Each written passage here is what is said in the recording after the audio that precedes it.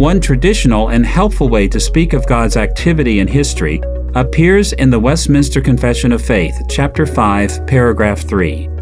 Its description of God's activity in the world gives us a convenient summary of some important perspectives.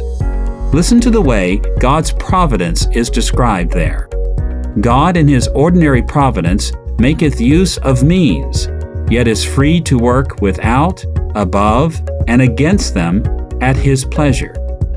Notice here that the Confession of Faith lists four main categories of divine providence: God's involvement in history, or what we may call acts of God.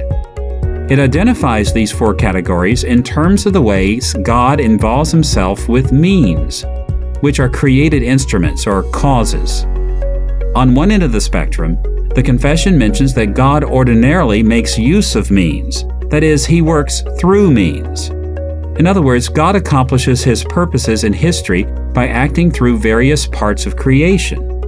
This category includes such things as natural occurrences and daily creaturely activity. Second, the Confession speaks of God acting without means, intervening directly into the world without using any normal means at all. For example, at times in the Scriptures, God inflicts diseases on people and heals them without any apparent creaturely instruments. Third, the Confession speaks of God acting in history above means, taking something rather ordinary and making it greater. For example, the supernatural birth of Isaac to Sarah occurred through her union with Abraham, but it happened at her old age when she was far beyond the normal age for childbearing.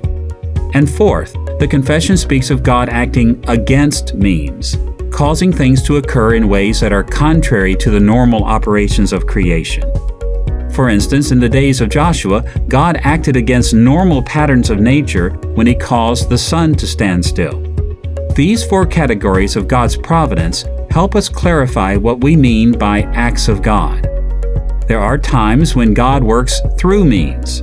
Such events often appear to have little involvement from God, though He is always controlling them behind the scenes. But other acts of God are more dramatic. When God works without, above, and even against created forces, we commonly call these events divine interventions or miracles.